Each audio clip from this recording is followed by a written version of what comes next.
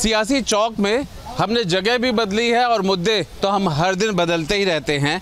जिस तरीके का मुद्दा चलता है उसी तरीके से हम जनता के बीच आके सवाल पूछते हैं। चुनाव लगभग अब देखा जाए तो पहले चरण का मतदान का समय आ गया है। माहौल भी सब लोगों ने अपने मैनिफेस्टो बताए हैं। मैनिफेस्टो के लेके लड़ाई हो रही है। बीजेपी कहती है हमारा अच्छा है और सपा कहती है या कांग्रेस कहती है हमारा अच्छा है। ये किसके बारे में क्या बताया जा सकता है? कौन बताएगा इसके बारे में? ये तो सब जनता बताएगी इसके बारे में। इस चीज़ के बारे में जनता बताएगी कि कौन अच्छा है कौन बुरा है। हम उसको पहले से डिसाइड नहीं कर सकते। नहीं, घोषणा पत्र की बात हो रही है। उनका कहना है कि जो उन्होंने चुनाव का घोषणा पत्र निकाला है सपा कांग्रेस उनका ज़्यादा बेहतर है, बीजेपी का नहीं है। बीजेपी वाले कहते हैं हमारा तो सबसे अच्छा है। तो देखिए, चाहे वो बीजेपी हो, चाहे वो सपा हो, चाहे कांग्रेस हो, चाहे आम आदमी हो, सभी अपने अपने घोषणा पत्र निकालते हैं। जिसका जो कार्य अच्छा होगा वो उसी को वोट देगा। हमारा कहने का मतलब ये है। ऐसा नहीं है कि हम हर आदमी के लिए सोचें।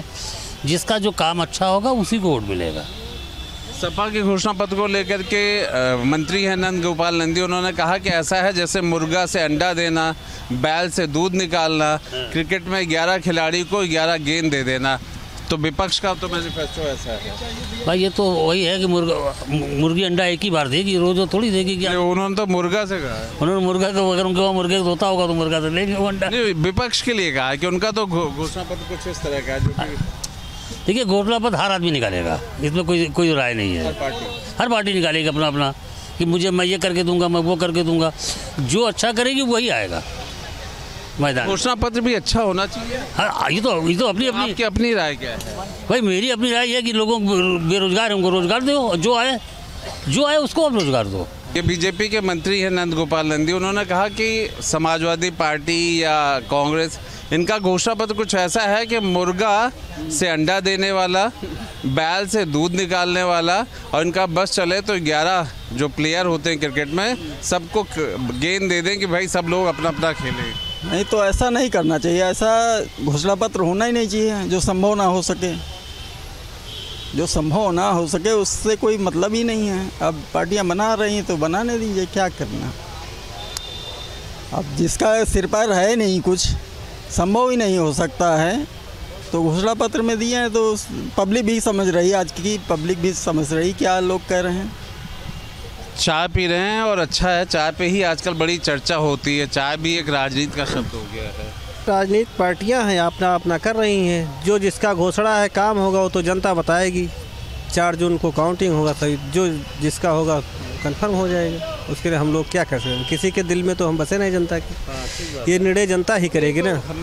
हम लोग भी आप ही की राय जानना चाह रहे हैं। जनता का मतलब ये कहिए कि पूरी जनता की जवाबदेही आप पे नहीं डाल रहे हैं।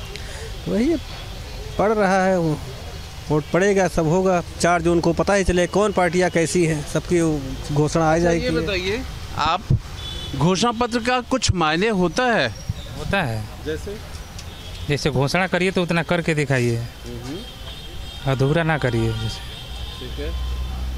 और बीजेपी वाले इसे संकल्प पत्र कहते हैं कि जो संकल्प लेते हैं पूरा करते हैं। तो घोषणा और संकल्प में क्या अंतर है? ये चुनावी मुद्दा है। चुनाव के समय में ये लोग ऐसा करते हैं कि संकल्प लेते हैं, बाद में भूल जाते हैं।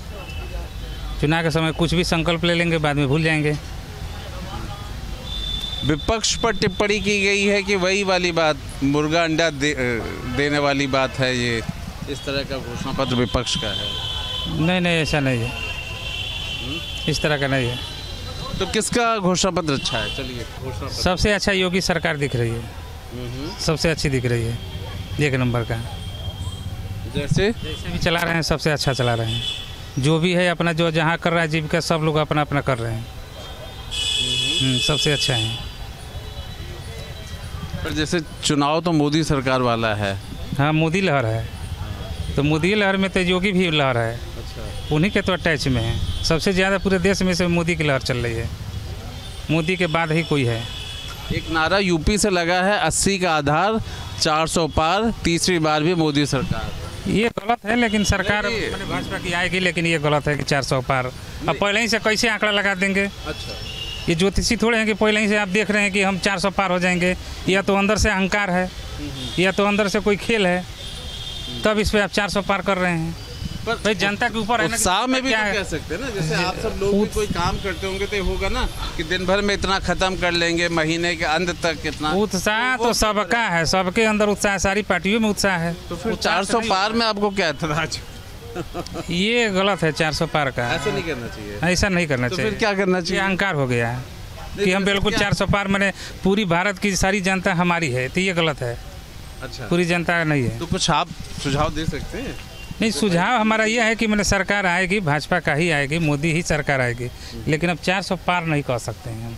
अच्छा, ना, सरकार बननी तय है। हाँ तय है, ये तो कंफर्म है कि तय है।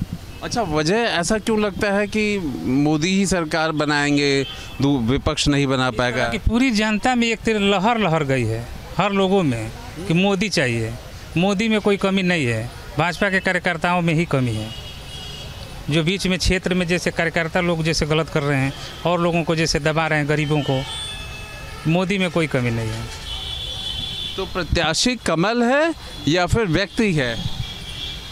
प्रत्याशी तो कमल है, व्यक्ति नहीं है। नहीं, बात समझ पाए कि नाम देख करके कि कमल की तरफ से कौन सा प्रत्याशी है वो देख करके कमल को दिया जाएगा, या नाम कुछ भी हो कमल को देना है क्योंकि मोदी? नाम कुछ भी हो, कमल को देख करके, मोदी को देख करके वोट दिया जा रहा है। मतलब कमल ही मोदी है? हाँ, कमल ही मोदी है, मोदी ही कमल है, इसलिए प्रत्याशी बस इतना ही प्रत्याशी का है। बड़ी खबर दिल्ली से, रणदीप सुरजेवाला पर चुनाव आयोग की बड़ी कार्रवाई। हेमा मालिनी पर टिप्पणी को लेकर इलेक्शन कमीशन की कार्रवाई। रणदीप सुरजेवाला के प्रचार करने पर 48 घंटे तक रोक लगी। अगले 48 घंटे तक प्रचार और रैली पर प्रत्याशी के चेहरे से कोई मतलब नहीं है। अच्छा, एक बात बताइए, ये आम आदमी बोलने में क्यों कतराता है? जैसे आइए चलते रहिए, आप भी बोलने में कतरा रहे थे, जैसे कैमरा वैमरा देख लिया जाता है, बोलने में क्यों इतनी दिक्कत होती है? नहीं, कोई बोलने में कोई दिक्कत नहीं होती है। बोलने चुनाव में माहौल क्या है? माहौल बहुत अच्छा है। 80 की 80 सीटें जो उत्तर प्रदेश में हैं, भारतीय जनता पार्टी बहुत बुरी तरीके से हारेगी। लोग बोल नहीं रहे हैं, मीडिया में लोग बोल नहीं रहे हैं, लेकिन लोग विरोध में वोट पड़ेगा। पर आप तो बोल रहे हैं ना? हाँ, हम लोग बोल रहे हैं, हम लोग स्वतंत्र हैं, बोल रहे हैं। बाकी लोग यहाँ गवर्नमेंट एम्प्लॉय हैं तो इसलिए लोग नहीं बोल रहे हैं। हाँ, बाहर भी आपके लोग रहते हैं, वो भी देखते हैं कि बचते हैं। हाँ, बहुत सारे लोग हैं, बचते हैं, बहुत सारे दोस्त यार होंगे जैसे हाँ, आप कुछ लोग हैं बोलते हैं, कुछ लोग नहीं बोलते हैं, सबका अपना अपना विचार है। देखिए, अच्छा, एक बात बताइए, समाजवादी पार्टी का घोषणा पत्र आया, कांग्रेस का घोषणा पत्र आया, बीजेपी का संकल्प पत्र आया, क्या अंतर पाया? इनको तो पहले अपना ये रिपोर्ट कार्ड इनको देना चाहिए। जो केंद्र में 10 साल हो गई आज सरकार, वो इन्होंने क्या क्या वादे किए थे, क्या क्या वादे पूरे किए। हर साल 1.5 करोड़ नौकरियों का वादा था। आज युवा धरना प्रदर्शन दे रहा है, लाठी से मार खा रहा है। हम लोग भी यूथ है, कहाँ है नौकरियाँ? पेपर लीक हो जा रहे हैं, रोजगार नहीं है। इस मुद्दे पे पहले इनको बताना चाहिए, अपना रिपोर्ट कार्ड बताना चाहिए कि आपने 10 साल किया क्या, तब जनता के बीच में जाइए, तब जनता से वोट मांगिए। जो 80 करोड़ लोगों को उन्होंने मुफ्त में भोजन की व्यवस्था की है राशन के माध्यम से, भोजन की और व्यवस्था क्यों कर रहे हैं? थोड़ा मैं बता दूं, मतलब हो सकता है फिर उससे शौचालय की बात करते हैं, हर घर शौचालय, और उज्ज्वला योजना, इस तरह की करीब कई योजनाओं का जिक्र करते हैं, आंकड़ों के साथ करते हैं। प्रधानमंत्री आवास योजना कहते हैं, वो सब आपको नहीं? ये सारी चीज़ें है, ये सही है, लेकिन जब आप रोजगार देंगे तो ये जनता खुद अपने आप सारी चीज़ें, गैस सिलेंडर है, चाहे राशन है, चाहे घर है, ये सारी चीज़ें खुद आदमी जो है सेल्फ डिपेंड हो जाएगा, खुद आदमी लेगा। आप लोगों को बेरोजगार बना रहे हैं, लोगों को जो है आप अपंग बना रहे हैं। अच्छा, हाँ, अगर कुछ सुविधा के लिए कर रहे हैं तो वो अपंग है। बिल्कुल है। आप राशन दे रहे हैं, एक बात बताइए, आप उसको नौकरी दीजिए। हाँ, मुझे ध्यान आ गया, खुद खरीद के जिनको रोजगार नहीं मिला था उनको बेरोजगार भत्ता मिलता था, तो हाँ। वो ज्यादा अच्छा रोजगार नहीं, वो अलग अलग गवर्नमेंट है, अलग। देखिए, जो सरकारें हैं, देखिए जो सरकारें हैं, जिनको नौकरियां मिल रही हैं वो नौकरी कर रहे हैं, जिनको नौकरी नहीं मिल रही है उस लाइन में है तो उनको बेरोजगारी भत्ता दे रही है गवर्नमेंट। और वो भत्ता लेते रहे लोग, है ना। हाँ बिल्कुल। लेने में तो किसी को आपत्ति देखिए नहीं है ना। वो ले रहे हैं। देखिए मेरी बात हाँ, समझिए ठीक। कि पहली बात तो फ्री में कुछ देना ही नहीं चाहिए। हाँ हाँ जनता से, बिल्कुल बिल्कुल। तो बेरोजगार देखिए मैं उनके समर्थन में नहीं हूँ बेरोजगारी भत्ता के। देखिए आपने राशन दिया तो गलत है। मैं आपदा के समय में दिया आपने, ठीक है, अब क्यों फिर आप बढ़ा रहे हो? ये तो वोट बैंक की आप राजनीति कर रहे हैं ना, इसलिए बढ़ा रहे हैं, है ना। बेरोजगारी भत्ता ठीक नहीं, वो भी नहीं ठीक है, मैं उनके भी विरोध समर्थन में नहीं। तो फिर 80 सीटों का क्या हाल रहेगा और 400 वो जनता देगी वोट।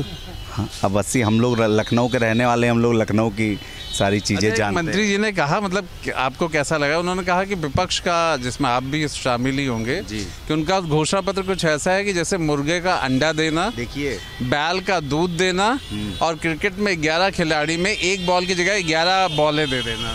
देखिए उनका भारतीय जनता पार्टी के एक कार्यकर्ता, नेता, मंत्री, उनका तो ये है कि 2 और 2 मिला करके, वो 4 नहीं, वो 2 और 2 मिला के 22 बताते। अच्छा, हाँ, अलग है। उनका गणित अलग है, वो पब्लिक समझ नहीं पा रही है।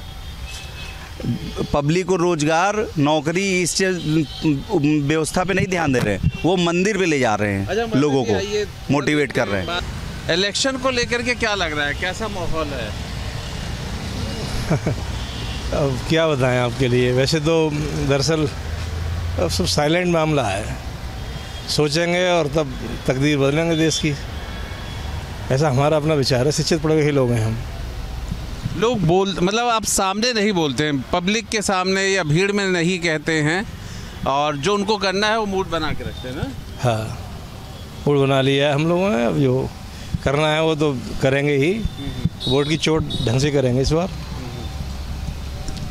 अच्छा, एक बात बताइए, पार्टियों का जो घोषणा पत्र है या बीजेपी का जो संकल्प पत्र है, इन सब चीज़ों में आपको कौन सी चीज़ें ठीक लगी किसी पार्टी की? साहब ये तो कुछ नहीं कह सकते, कारण ये है कि अंदर की जो चोट है वो बता नहीं सकते। ये पार्टियाँ कुछ नहीं कर रही हैं, सब अपना उल्लू सीधा कर रही हैं, सब अपने लिए मर रही हैं। ये सब वोट, ये दिखावा है, सब छलावा है किसी भी पार्टी के लिए, भाजपा हो चाहे सपा हो या ये गठबंधन वगैरह जो भी है, सब एक जैसे ही हैं, कोई अलग नहीं है, किसी में कोई खास अंतर नहीं है, सब चट्टे बट्टे एक ही हैं, सब दिखावा कुछ और है, करना कुछ और है।